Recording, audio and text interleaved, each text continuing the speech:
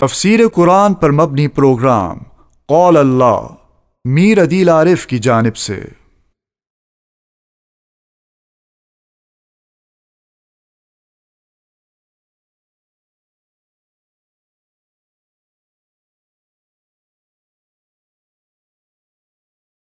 اعوذ باللہ من الشیطان الرجیم، بسم اللہ الرحمن الرحیم۔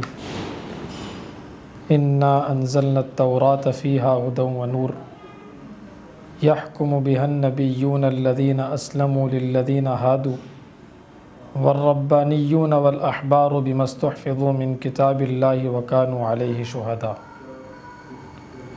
آیت نمبر 44 سورۃ المائدہ۔ اس آیت میں اللہ تعالیٰ نے تورات کے متعلق بیان کیا ہے، پھر اس کے بعد انجیل کے متعلق کچھ باتیں آئیں گی، پھر اس کے بعد قرآن کریم کی صداقت اور قرآن کریم کے فضائل پر کچھ باتوں کا ذکر آئے گا۔ تورات کے بارے میں اللہ تعالیٰ نے 3 چیزوں کا تذکرہ کیا جس کو ہم کہہ سکتے ہیں کہ یہ فضائل تورات بھی ہیں۔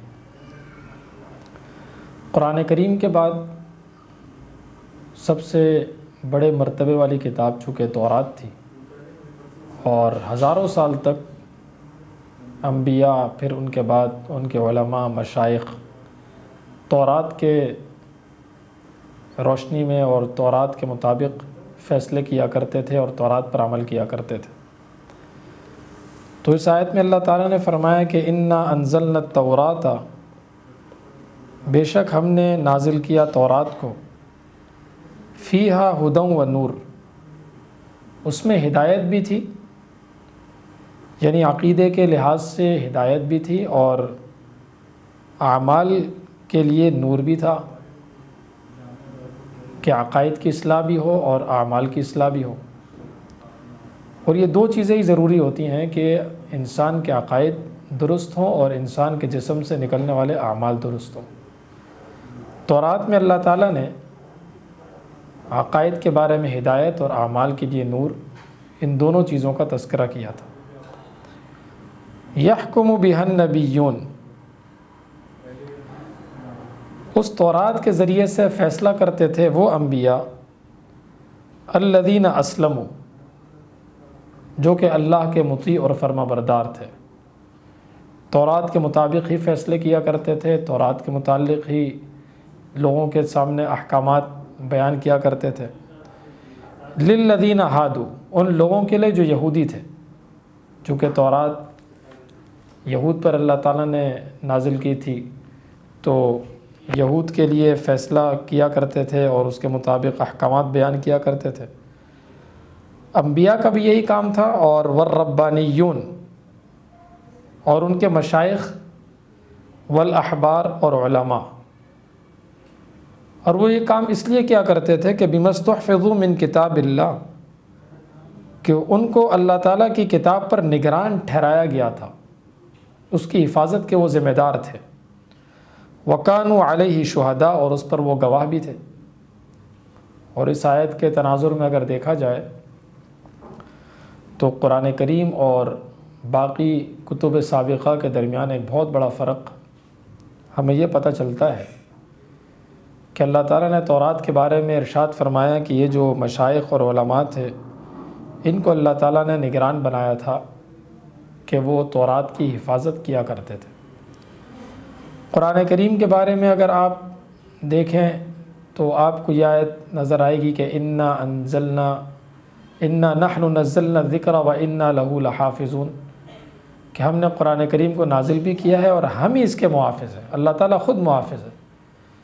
لہٰذا اگر ہم حقیقت کے تناظر میں دیکھتے ہیں تو ہمیں نظر آتا ہے کہ سابقہ جو کتابیں تھیں وہ اپنی اصلی حالت پر موجود نہیں، ان میں تحریف کی گئی، رد و بدل کیا گیا۔ اور قرآن کریم کو اگر ہم دیکھتے ہیں تو قرآن کریم کے الفاظ، قرآن کریم کے معنی، قرآن کریم کا لب و لہجہ، قرآن کریم کا رسم الخط، قرآن کریم کی تفاسیر، قرآن کریم کے اعراب، قرآن کریم کی حرکات و سکنات، ایک ایک چیز اللہ تعالیٰ نے اس کی حفاظت کی ہے، اور دنیا میں کوئی طاقت ایسی نہیں جو قرآن کریم میں کوئی تبدیلی کر سکے اور قرآن کریم میں رد و بدل کیا جا سکے، اس لیے کہ اللہ تعالیٰ خود قرآن کریم کے نگہبان اور نگران ہیں۔ فلا تخشوا الناس، حضور اکرم صلی اللہ علیہ وسلم کے زمانے میں اہل تورات سے مخاطب ہو کر اللہ تعالیٰ نے فرمایا کہ حضور اکرم صلی اللہ علیہ وسلم کی نبوت کی تصدیق تمہیں کرنی ہے، اس لیے کہ حضور اکرم صلی اللہ علیہ وسلم کا تذکرہ تو تورات میں موجود ہے، لہٰذا حضور اکرم صلی اللہ علیہ وسلم کی تصدیق کرنے میں تمہیں لوگوں سے ڈرنا نہیں ہے کہ لوگ کیا کہیں گے اور لوگ ہمیں کس نظر سے دیکھیں گے اور ہم کس طرح تصدیق کریں۔ تو فلا تخشوا الناس، آپ لوگوں سے مت ڈریں، واخشونی، مجھ سے ڈریں، ولا تشتروا بآیاتی ثمنا قلیلا، اور میری آیات کے بدلے میں تھوڑا سا پیسہ مت خریدیں۔ وہ تھوڑی سی دنیا کی خاطر تورات کے احکامات بدل دیا کرتے تھے اور اللہ تعالیٰ کے فرامین میں تبدیلی کر دیا کرتے تھے، اس لیے کہ ان کو پیسہ ملا کرتا تھا۔ تو اللہ تعالیٰ نے فرمایا کہ تھوڑی سی قیمت کے بدلے میں اللہ کی آیات میں تبدیلی نہ کی جائے۔ اس آیت کو جب پڑھتے ہیں یا سنتے ہیں تو فوراً سے ذہن میں ایک سوال پیدا ہو جاتا ہے کہ تھوڑی سی قیمت کے بدلے میں نہ بیچا جائے تو کیا زیادہ قیمت کے بدلے میں بیچا جائے؟ تو نہ زیادہ قیمت کے بدلے میں بیچا جائے گا، نہ تھوڑی قیمت کے بدلے میں بیچا جائے گا۔ یہاں اللہ تعالیٰ نے ثمن قلیل اس لیے کہا ہے کہ دنیا ہے ہی تھوڑی، دنیا جتنی بھی زیادہ ہو جائے، دنیا جتنی بھی کثرت کے ساتھ آ جائے، دنیا قلیل ہے، اس لیے اللہ تعالیٰ نے فرمایا کہ جو دنیا ہے ہی قلیل، اس دنیا کے بدلے میں اور اس دنیا کی خاطر اللہ تعالیٰ کی نشانیوں کو اور اللہ تعالیٰ کی آیات کو فروخت نہ کیا جائے۔ وَمَن لَّمْ يَحْكُم بِمَا أَنزَلَ اللَّهُ، اور جس شخص نے اللہ تعالیٰ کے نازل کردہ احکامات کے مطابق فیصلہ نہیں کیا، یعنی آپ یہ بھی کہہ سکتے ہیں کہ اس کا انکار بھی کیا، اللہ تعالیٰ کے احکامات کے مطابق فیصلہ نہیں کیا، فَأُولَئِكَ هُمُ الْكَافِرُونَ، تو وہ لوگ کافر ہیں۔ ہمیشہ فیصلہ کرنے والے تین طرح کے لوگ ہوتے ہیں، ایک جنتی ہے اور دو طرح کے فیصلہ کرنے والے جہنمی ہیں۔ جو حق کو جانتا ہے اور حق کے مطابق فیصلہ کرتا ہے وہ جنتی ہے، جو حق کو نہیں جانتا اور فیصلہ بھی حق کے مطابق نہیں کرتا تو وہ جہنمی ہے، اور جو حق کو جانتا ہے اور جاننے کے باوجود حق کے مطابق فیصلہ نہیں کرتا وہ بھی جہنمی ہے۔ تو اللہ تعالیٰ نے فرمایا کہ وَمَن لَّمْ يَحْكُم بِمَا أَنزَلَ اللَّهُ، جس شخص نے اللہ کے نازل کردہ احکامات کے مطابق فیصلہ نہیں کیا، فَأُولَئِكَ هُمُ الْكَافِرُونَ، تو وہ لوگ کافر ہیں۔ وَكَتَبْنَا عَلَيْهِمْ فِيهَا أَنَّ النَّفْسَ بِالنَّفْسِ، تورات میں اللہ تعالیٰ نے قصاص کے جو احکامات ذکر کیے تھے، اس آیت کا ایک پس منظر ہے کہ دو قبیلے آباد تھے، ایک بنو قریظہ اور ایک بنو نذیر۔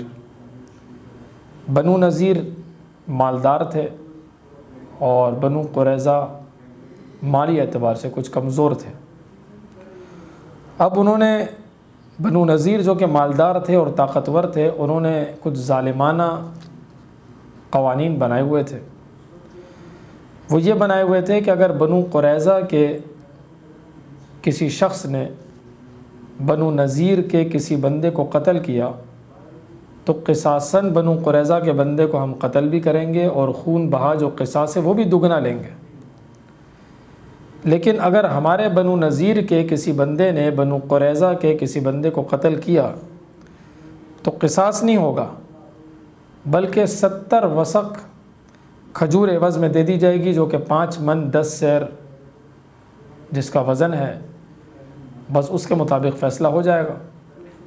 تو اللہ تعالیٰ نے فرمایا کہ یہ دوہرا معیار نہیں ہونا چاہیے، اور فیصلہ یوں ہوگا کہ وَكَتَبْنَا عَلَيْهِمْ فِيهَا، ہم نے لکھ دیا تھا ان پر اس تورات میں کہ ان النفس بالنفس، کہ جان کے بدلے جان ہے، یعنی کسی کو قتل کیا جائے تو قصاصاً اس کو قتل کیا جائے گا۔ والعین بالعین، آنکھ کے بدلے آنکھ ہے، کسی نے کسی آنکھ ضائع کر دی تو ضائع کرنے والے کی آنکھ ضائع کی جائے گی۔ والانف بالانف، اور ناک کے بدلے ناک۔ والاذن بالاذن، کان کے بدلے کان۔ والسن بالسن، اور دانت کے بدلے دانت۔ والجروح قصاص، اور زخموں کا بھی بدلہ ہے۔ فمن تصدق به، لیکن جس نے قصاص لینا ہے، جس نے بدلہ لینا ہے، اگر اس نے معاف کر دیا، فہو کفارۃ لہ، تو یہ اس کے لیے گناہوں کا کفارہ بن جائے گا۔ دراصل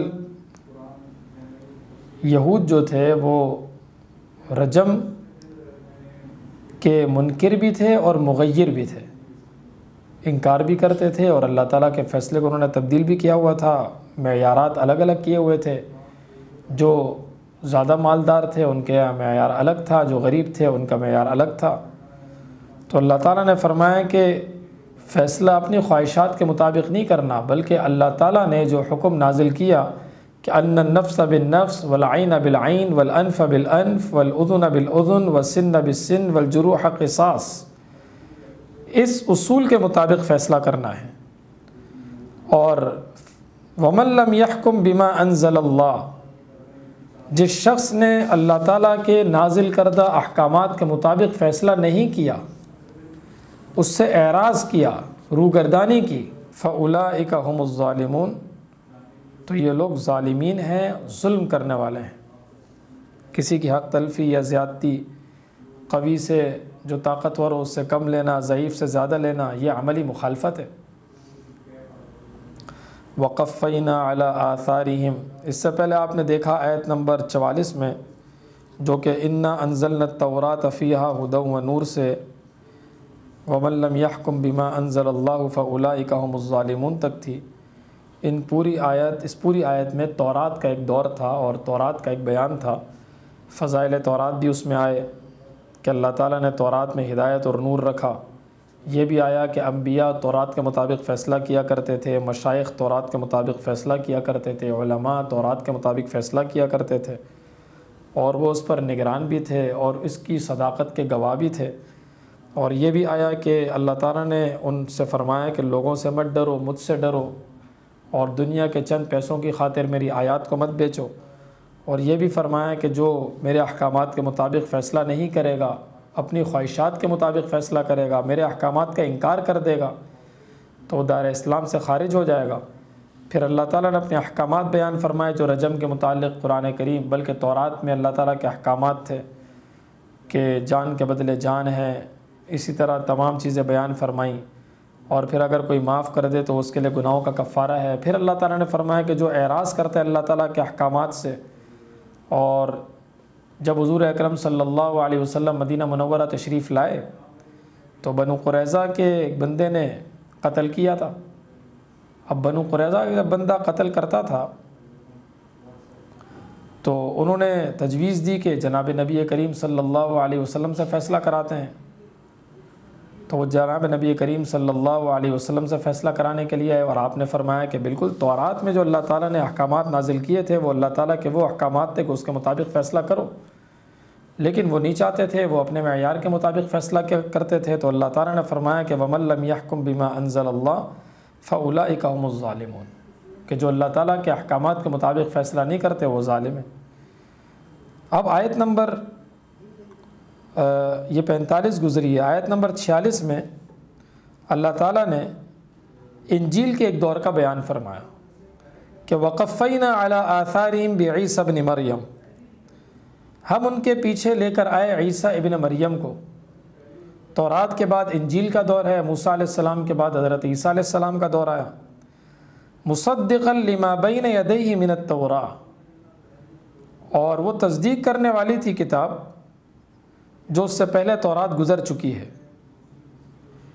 انجیل تورات کی تصدیق کرنے والی تھی، قرآن کریم وہ انجیل اور تورات دونوں کی تصدیق کرتا تھا۔ وَآتَيْنَاهُ الْإِنْجِيلَ، ہم نے حضرت عیسیٰ علیہ السلام کو انجیل دی۔ فِيهِ هُدًى، اس میں ہدایت بھی، ونور، نور بھی تھا، وَمُصَدِّقًا لِمَا بَيْنَ يَدَيْهِ مِنَ التَّوْرَاةِ، اور اس سے پہلے جو کتاب تورات گزر چکی اس کی تصدیق کرنے والی بھی تھی انجیل۔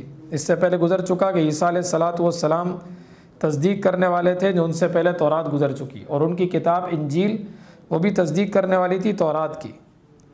وَهُدًى، اور ہدایت بھی تھی، وَمَوْعِظَةً، اور نصیحت بھی تھی، للمتقین، متقین کے لیے۔ نصیحت تو سب کے لیے تھی، جو متقین تھے ان کے لیے بھی، غیر متقین ان کے لیے بھی، لیکن متقین کا اللہ تعالیٰ نے ذکر اس لیے فرمایا ہے کہ اس سے فائدہ حاصل کرنے والے متقی لوگ ہوتے تھے۔ وَلْيَحْكُمْ أَهْلُ الْإِنْجِيلِ، اور چاہیے کہ فیصلہ کریں انجیل والے، بما انزل اللہ فیہ، اس کے مطابق جو اللہ تعالیٰ نے اس میں نازل کیا ہے۔ اور آگے اللہ تعالیٰ نے تنبیہ فرما دی کہ وَمَن لَّمْ يَحْكُم بِمَا أَنزَلَ اللَّهُ، جو اللہ تعالیٰ کے نازل کردہ احکامات کے مطابق فیصلہ جس نے نہیں کیا، فَأُولَئِكَ هُمُ الْفَاسِقُونَ، تو وہ لوگ نافرمان ہیں۔ وَأَنزَلْنَا إِلَيْكَ الْكِتَابَ، اب دیکھیں آیت نمبر 45 جہاں سے رکوع کا آغاز ہوا ہے، 44، آیت نمبر 44 جہاں سے رکوع کا آغاز ہوا ہے، اس میں تورات کا بیان تھا۔ اس کے بعد جو آیت آئی اس میں انجیل کا بیان۔ اب جو آیت آ رہی ہے آیت نمبر 48، اس میں اللہ تعالیٰ نے قرآن کریم کی صداقت کو بیان فرمایا کہ وَأَنزَلْنَا إِلَيْكَ الْكِتَابَ بِالْحَقِّ، ہم نے آپ کی طرف کتاب نازل کی حق کے ساتھ، سچائی کے ساتھ، مصدقا لما بین یدیہ من الکتاب، جو تصدیق کرنے والی ہے اس کی جو اس سے پہلے کتاب گزر چکی، ومہیمنا علیہ، اور اس کی محافظ بھی ہیں، اس کتاب کی محافظ بھی ہیں۔ فاحکم بینہم، اب حضور اکرم صلی اللہ علیہ وسلم کے فرائض یہ ہیں اور آپ کی ذمہ داری یہ ہے کہ فاحکم بینہم بما انزل اللہ، آپ فیصلہ کریں ان کے درمیان ان احکامات کے ساتھ جو اللہ تعالیٰ نے نازل فرمائے۔ ولا تتبع اہواءہم عما جاءک من الحق، جو آپ کے پاس حق آیا ہے اس سے اعراض کرتے ہوئے آپ ان کی خواہشات کی اتباع نہ کریں، آپ ان کی خواہشات کی پیروی مت کریں۔ لِكُلٍّ جَعَلْنَا مِنْكُمْ شِرْعَةً وَمِنْهَاجًا، اصل میں یہود و نصارہ جو حضور اکرم صلی اللہ علیہ وسلم کی مخالفت کیا کرتے تھے اور آپ کی بات نہیں مانا کرتے تھے، ان کی ایک وجہ یہ بھی تھی کہ وہ کہتے تھے کہ ہماری شریعت الگ ہے، ان کی شریعت بالکل الگ ہے، ان کے عبادت کے طریقے بالکل الگ ہیں، ان کے قوانین بالکل الگ ہیں، تو ہمارے لیے تو بالکل یہ اجنبی سے ہیں، ہمارے لیے بالکل نئے ہیں، تو ہم کیسے ان احکامات کو مان سکتے ہیں؟ تو اللہ تعالیٰ فرماتے ہیں کہ ہر شریعت اور ہر امت کے لیے اللہ تعالیٰ نے الگ الگ احکامات رکھے ہیں، اور الگ الگ احکامات رکھنے کی وجہ یہ ہے کہ اس کے ذریعے سے بندوں کے لیے آزمائش ہے، تاکہ کون یہ سمجھتا ہے کہ میں اللہ تعالیٰ کے حکم کو مانتا ہوں، اور کون یہ سمجھتا ہے کہ میں تو بس جو پچھلا طریقہ چلا آ رہا تھا مجھے تو اسی کو ماننا ہے۔ اصل میں کوئی خاص طریقہ مقدس نہیں ہوتا اور کوئی خاص جہت مقدس نہیں ہوتی، بلکہ اللہ تعالیٰ کا حکم مقدس ہوتا ہے۔ یہی آزمائش تھی جب بیت اللہ جب قبلہ تھا اور بیت المقدس کی طرف جب قبلے کو پھیر دیا گیا تو لوگوں نے اعتراض کیا کہ کبھی یہ بیت اللہ کی طرف منہ کر کے نماز پڑھتے ہیں، کبھی یہ بیت المقدس کی طرف منہ کر کے نماز پڑھتے ہیں، پھر دوبارہ بیت اللہ کی طرف منہ کر کے نماز پڑھتے ہیں، کیا ماجرا ہے؟ تو اس کا جواب اللہ تعالیٰ نے دیا، جناب نبی کریم صلی اللہ علیہ وسلم نے فرمایا کہ ہم کسی جہت کی عبادت نہیں کرتے، اور ہم کسی جہت کے پیروکار نہیں ہیں، اور ہم کسی جہت کی پیروی نہیں کرتے کہ بس یہی کام کرنا ہے، ہم اللہ تعالیٰ کے احکامات کی پیروی کرتے ہیں۔ اگر اللہ تعالیٰ ہمیں حکم دے کہ بیت اللہ قبلہ ہے تو ہمارا قبلہ بیت اللہ ہوگا، اگر ہمیں اللہ تعالیٰ حکم یہ دیں گے کہ اب وہ قبلہ نہیں ہے بیت المقدس قبلہ ہے تو ہم بیت اللہ کو چھوڑ دیں گے، بیت المقدس ہم قبلہ اپنا لیں گے۔ پھر اللہ تعالیٰ فرمائیں گے اب بیت المقدس قبلہ نہیں بلکہ دوبارہ بیت اللہ ہے، تو ہم بیت المقدس کو پھر چھوڑ دیں گے، ہم اللہ تعالیٰ کے احکام کے مطابق اور اللہ کے فرمان کے مطابق بیت اللہ کو دوبارہ قبلہ بنا لیں گے۔ یعنی ہم اللہ تعالیٰ کے حکم کی پیروی کرتے ہیں، ہم کسی جہت کی، کسی طریقے کی، کسی خاص رویے کی پیروی نہیں کرتے۔ تو اللہ تعالیٰ نے فرمایا کہ تو اللہ نئے نئے احکامات اس لیے بیان فرماتے ہیں، نئے نئے احکامات اس لیے رکھے ہیں تاکہ اللہ تعالیٰ آزمائیں کہ کون طریقے کے پیچھے جاتا ہے اور کون اللہ تعالیٰ کے حکم کے پیچھے جاتا ہے۔ صحابہ اکرام فرمایا کرتے تھے کہ اللہ تعالیٰ نے ہمیں کہا ہے کہ اس طرح عبادت کرنی ہے، ہم اس طرح کریں گے، اگرچہ ہمارے آباء و اجداد اس طرح کرتے تھے کہ نہیں کرتے تھے، اللہ تعالیٰ کا حکم ہے۔ لِكُلٍّ جَعَلْنَا مِنْكُمْ شِرْعَةً وَمِنْهَاجًا، ہر ایک کے لیے تم میں سے ہم نے ایک دستور رکھا ہے اور ایک راہ رکھی ہے۔ وَلَوْ شَاءَ اللَّهُ لَجَعَلَكُمْ أُمَّةً وَاحِدَةً، اگر اللہ چاہتا تو تمہیں ایک امت ہی بنا دیتا، سب کے احکامات ایک ہی جیسے ہوتے۔ وَلَكِنْ لِيَبْلُوَكُمْ، لیکن اللہ نے یہ چاہا نہیں، کیوں نہیں چاہا؟ وَلَكِنْ لِيَبْلُوَكُمْ، لیکن اللہ تعالیٰ تمہیں آزمانا چاہتا تھا، فِيمَا آتَاكُمْ، ان تمام چیزوں میں جو نئے احکامات اللہ نے تمہیں دیے ہیں، جو نئے فرامین اللہ تعالیٰ نے تم کو دیے ہیں، جو نیا دین اللہ تعالیٰ نے تم کو دیا ہے، اللہ تعالیٰ تمہیں آزمانا چاہتا تھا۔ یہ اختلاف شرائع کی حکمت ہے کہ شریعتیں کیوں مختلف ہیں۔ حضور اکرم صلی اللہ علیہ وسلم فرمایا کرتے تھے کہ ہم تمام انبیاء بنو العلات ہیں، علاتی بھائی ہیں۔ علاتی بھائی اسے کہتے ہیں جن کے باپ ایک ہوں اور جن کی ماں مختلف ہو۔ تمام انبیاء علیہم السلام کی دعوت ایک ہی تھی۔ آپ سورۃ الشعراء میں دیکھیں، جتنے بھی انبیاء علیہم السلام کا تذکرہ آتا ہے، وَإِلَىٰ عَادٍ أَخَاهُمْ هُودًا وَإِلَىٰ ثَمُودَ أَخَاهُمْ صَالِحًا وَإِلَىٰ مَدْيَنَ أَخَاهُمْ شُعَيْبًا، تمام جگہ اللہ تعالیٰ ایک ہی بات بیان فرماتے ہیں کہ قال یا قوم اعبدوا اللہ ما لکم من الہ غیرہ، کہ اللہ کی عبادت کرو، اللہ کے علاوہ کوئی معبود نہیں۔ عقیدہ سب کا ایک ہی تھا، البتہ شریعتیں، احکامات سب کے الگ الگ تھے۔ فاستبقوا الخیرات، نیکیوں میں دوڑو، نیکیوں میں آگے بڑھو، سبقت کرو، ایک دوسرے سے آگے بڑھنے کی کوشش کرو۔ اور اس کے ضمن میں ہمیں وہ حدیث یاد رہنی چاہیے جو نبی اکرم صلی اللہ علیہ وسلم نے ارشاد فرمایا کہ دین میں ہمیشہ اپنے سے آگے والے کو دیکھنا چاہیے اور اس کے مطابق اپنے آپ کو اپنا ڈھالنا چاہیے، اور اس کے مطابق اپنے آپ کو مزید دین کے لیے پیش کرنا اور آگے بڑھانا چاہیے۔ صحابہ کرام میں ہمیں اس کی بہت ساری مثالیں ملتی ہیں۔ جب حضرت ابوبکر صدیق رضی اللہ تعالیٰ عنہ کے ساتھ حضرت عمر فاروق رضی اللہ تعالیٰ عنہ نے نیکیوں کا مقابلہ کرنا چاہا، اور حضرت عمر فاروق رضی اللہ تعالیٰ عنہ نے یہ سوچا کہ آج میرے پاس مال زیادہ ہے، ابوبکر صدیق کے پاس اتنا مال نہیں ہے، اور حضور اکرم صلی اللہ علیہ وسلم کا فرمان ہے کہ مال لے کر آؤ، تو آج میں زیادہ مال لے کر آؤں گا اور ابوبکر صدیق تو اتنا زیادہ نہیں لا سکیں گے، تو میں ابوبکر صدیق سے نیکیوں میں آگے بڑھ جاؤں گا۔ یہ صحابہ کرام کے جذبات تھے کہ ہمیں ایک دوسرے سے آگے بڑھنا ہے۔ خیر وہ بات یہ ہے کہ ابوبکر صدیق رضی اللہ تعالیٰ عنہ کا جیسا اخلاص تھا اور ان کا جیسا جذبہ تھا، وہ اللہ تعالیٰ نے ایسا جذبہ کسی کو دیا ہی نہیں تھا۔ حضور اکرم صلی اللہ علیہ وسلم کے کہنے پر سب لوگ اپنا اپنا مال لے کر حاضر ہوئے۔ ابوبکر صدیق رضی اللہ عنہ کا مال کا ڈھیر تھوڑا کم تھا۔ ابوبکر صدیق رضی اللہ عنہ کے مقابلے میں حضرت عمر فاروق رضی اللہ تعالیٰ عنہ کے مال کا ڈھیر کافی زیادہ تھا۔ حضرت عمر فاروق رضی اللہ تعالیٰ عنہ کے دل میں تھوڑی سی بات آئی کہ میں آج نیکیوں میں آگے بڑھ جاؤں گا، اور یہ جذبہ ہونا چاہیے۔ ہر انسان کو یہ کوشش کرنی چاہیے کہ میں اپنے دوست سے، اپنے ساتھی سے نیکیوں میں اور آگے بڑھ جاؤں۔ تو حضرت عمر فاروق رضی اللہ تعالیٰ عنہ یہ سمجھے کہ آج میں شاید آگے بڑھ جاؤں گا، لیکن اللہ تعالیٰ نے حضور اکرم صلی اللہ علیہ وسلم کی طرف وحی نازل فرمائی کہ آپ نے یہ نہیں پوچھنا کہ کون کتنا لے کر آیا ہے۔ اگر آپ یہ پوچھتے کون کتنا لے کر آیا ہے تو حضرت عمر فرماتے ہیں میں تو ڈھیر لے کر آیا ہوں۔ حضرت ابوبکر صدیق رضی اللہ تعالیٰ عنہ فرماتے ہیں میں تو تھوڑا لے کر آیا ہوں، تھا تھوڑا تو لائے تھوڑا۔ حضرت عمر کے پاس تھا زیادہ تو لائے زیادہ۔ اللہ تعالیٰ نے فرمایا کہ آپ نے سوال الٹ کر دینا ہے، سوال یہ کرنا ہے کہ کون کیا لے کر نہیں آیا، کون کیا چھوڑ کر آیا ہے۔ جب اللہ کے رسول صلی اللہ علیہ وسلم نے یہ سوال کیا کہ کون کیا چھوڑ کر آیا ہے، حضرت عمر وہیں ڈھیر ہو گئے اور کہا کہ نہیں، ابوبکر صدیق کا مقابلہ دنیا کا کوئی انسان بھی نیکیوں میں نہیں کر سکتا۔ حضرت عمر سے سوال ہوا کہ آپ کیا چھوڑ کر آئے؟ حضرت عمر نے فرمایا کہ اللہ کے رسول آدھا سامان گھر میں چھوڑ کر آیا ہوں، آدھا آپ کے پاس حاضر کر دیا ہے۔ حضرت ابوبکر صدیق رضی اللہ تعالیٰ سے پوچھا گیا کہ آپ کیا چھوڑ کر آئے ہیں؟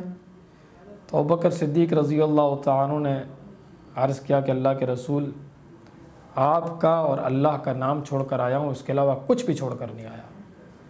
تو یہ ہے فاستبقوا الخیرات الی اللہ مرجعکم جمیعا۔ ہمیں ایک دوسرے سے نیکیوں میں آگے بڑھنے کا اللہ تعالیٰ حکم کیوں دے رہے ہیں؟ ہر چیز کی ایک علت ہوتی ہے، ایک وجہ ہوتی ہے۔ تو آگے بڑھنے کی وجہ یہ ہے کہ الی اللہ مرجعکم جمیعا، تم سب کے سب کو اللہ کی طرف لوٹ کر جانا ہے۔ فینبئکم، اللہ تعالیٰ تم کو بتائیں گے، بما کنتم فیہ تختلفون، جس میں تم اختلاف کیا کرتے تھے۔ وَأَنِحْكُمْ بَيْنَهُمْ بِمَا أَنزَلَ اللَّهُ، یہ مزید پچھلے حکم کی تاکید ہے کہ وَأَنِحْكُمْ بَيْنَهُمْ، آپ فیصلہ کریں ان کے درمیان، بِمَا أَنزَلَ اللَّهُ، اس کے مطابق جو اللہ نے نازل کیا ہے۔ وَلَا تَتَّبِعْ أَهْوَاءَهُمْ، اور آپ ان کی خواہشات کی پیروی مت کریں۔ وہ تو چاہتے تھے کہ ہم حضور اکرم صلی اللہ علیہ وسلم سے اپنے مطلب کا فیصلہ کروائیں، جو ہم چاہتے ہیں وہ فیصلہ حضور اکرم صلی اللہ علیہ وسلم سے کروائیں۔ اللہ تعالیٰ نے فرمایا نہیں، آپ نے اللہ تعالیٰ کے احکامات کے مطابق فیصلہ کرنا ہے، ان کی خواہشات کے مطابق فیصلہ نہیں کرنا۔ وَاحْذَرْهُمْ، اور آپ ان سے ہوشیار رہیں، أَن يَفْتِنُوكَ، کہ وہ آپ کو فتنے میں ڈال دیں، عن بعض ما انزل اللہ الیک، بعض ان احکامات سے جو اللہ نے آپ کی طرف نازل کیے ہیں۔ اس کا احتمال نہیں تھا کہ اللہ کے رسول صلی اللہ علیہ وسلم اللہ کے احکامات کے مطابق فیصلہ نہ کرتے اور کسی اور طرح سے فیصلہ کرتے، لیکن اللہ تعالیٰ نے ہوشیار رہنے کا حکم دیا۔ فَإِن تَوَلَّوْا، اگر وہ اعراض کرتے ہیں، فَاعْلَمْ، تو آپ جان لیں، أَنَّمَا يُرِيدُ اللَّهُ، کہ اللہ تعالیٰ چاہتے ہیں، أَن يُصِيبَهُمْ بِبَعْضِ ذُنُوبِهِمْ، کہ ان کو سزا دیں ان کے بعض گناہوں کی۔ بعض گناہوں کا تذکرہ اس لیے کیا کہ بعض گناہ ایسے ہوتے ہیں کہ دنیا میں ہی اللہ تعالیٰ ان کی سزا دیتے ہیں، باقی کامل اور مکمل سزا، چونکہ دارالجزا جو ہے دنیا ہے نہیں، دارالجزا آخرت ہے، تو پورے گناہوں کی جو سزا ہے اور پورے گناہوں کا جو بدلہ ہے، مکمل جو سزا ہے وہ تو آخرت میں ہی ملے گی۔ تو آپ اس کو یوں سمجھیں گے کہ فَإِن تَوَلَّوْا فَاعْلَمْ أَنَّمَا يُرِيدُ اللَّهُ أَن يُصِيبَهُمْ بِبَعْضِ ذُنُوبِهِمْ فِي الدُّنْيَا، کہ دنیا میں اللہ تعالیٰ ان کو بعض گناہوں کا بدلہ دے اور ان کو سزا دے۔ وَإِنَّ كَثِيرًا مِّنَ النَّاسِ لَفَاسِقُونَ، اب قرآن کریم میں بہت ساری آیات ایسی ہیں جن میں حضور اکرم صلی اللہ علیہ وسلم کو تسلی دی جاتی ہے۔ ظاہر حضور اکرم صلی اللہ علیہ وسلم شب و روز محنت کرتے تھے کہ لوگ مسلمان ہو جائیں، لوگ اسلام میں داخل ہو جائیں، لوگ جہنم سے بچیں، لوگ جنت میں جائیں، لوگ اللہ تعالیٰ کے فرما بردار بن جائیں۔ پھر اتنی محنت کے بعد جب یہ نظر آئے کہ فلاں بندے پر اتنی محنت کی لیکن اس کے باوجود وہ ماننے کے لیے تیار نہیں، اس کے باوجود وہ اللہ کے احکامات کو تسلیم نہیں کرتا، اس کے باوجود وہ عمل کے راستے پر نہیں آتا، تو انسان تھوڑا سا دل برداشتہ ہو جاتا ہے، دل چھوٹا ہو جاتا ہے۔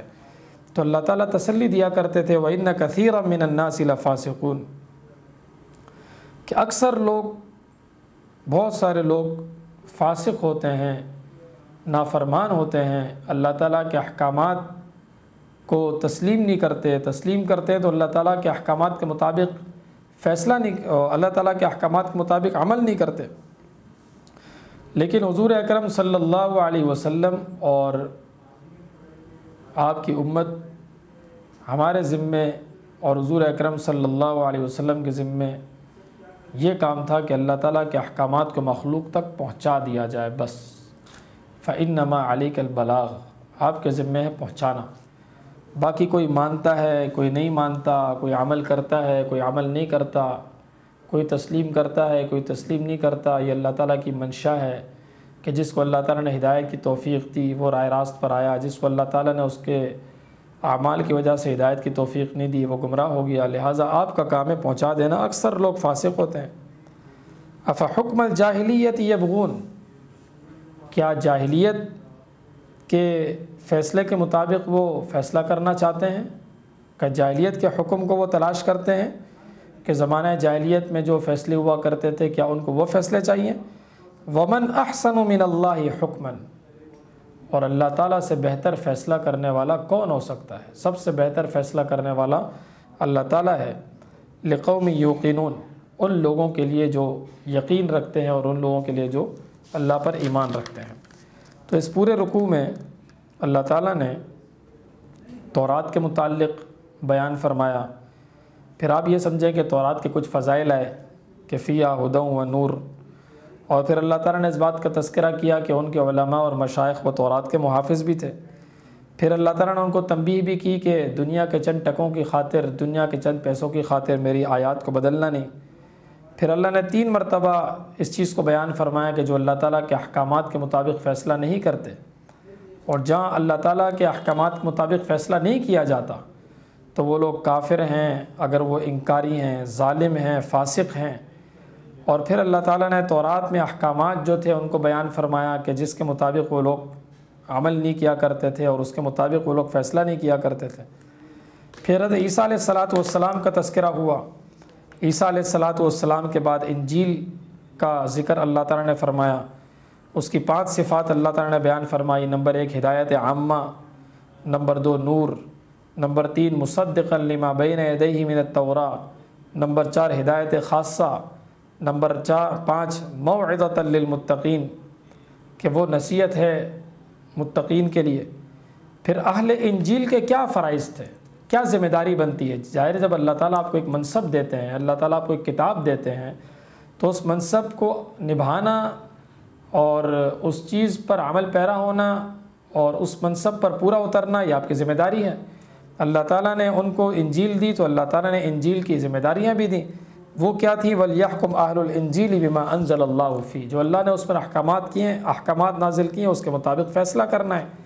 اگر نہیں کیا تو وہ لوگ فاسق اور فاجر ہوں گے۔ پھر اس کے بعد اللہ تعالیٰ نے قرآن کریم کی صداقت کو بیان فرمایا، اور قرآن کریم کے مضامین میں یہی مضامین ہے: توحید، رسالت، معاد اور صداقت قرآن۔ اور قرآن کریم کے فضائل کو بیان فرمایا کہ اللہ تعالیٰ نے سچائی اور حق کے ساتھ نازل فرمائی، مصدقا لما بین یدیہ، تصدیق کرنے والی تھی، ومہیمنا علیہ، اور ہمیشہ کے لیے ان کتابوں کی محافظ بھی ہے۔ اور پھر اللہ تعالیٰ نے حضور اکرم صلی اللہ علیہ وسلم کے فرائض کو بیان فرمایا کہ آپ کے ذمہ یہ ہے کہ آپ نے لوگوں کے درمیان اللہ کے احکامات کے مطابق فیصلہ کرنا ہے، اور آپ پر جو حق نازل ہوا ہے اس سے اعراض کرتے ہوئے آپ نے ان کی خواہشات کی پیروی نہیں کرنی۔ اور پھر اللہ تعالیٰ نے اس چیز کو ذکر فرمایا کہ ہر امت کے لیے خاص شریعت اور خاص طریقہ تجویز کیا اللہ تعالیٰ نے، اور خاص احکامات اور خاص راستے اللہ تعالیٰ نے متعین فرمائے۔ اگر اللہ چاہتا تو سب کو ایک ہی شریعت دے دیتے، سب کے ایک ہی احکامات ہو جاتے، لیکن کیوں کیا؟ اس لیے کیا کہ اللہ تعالیٰ آزمانا چاہتے تھے۔ پھر اللہ نے ترغیب دی کہ نیکیوں کے کاموں میں ایک دوسرے سے آگے بڑھنا ہے۔ کیوں؟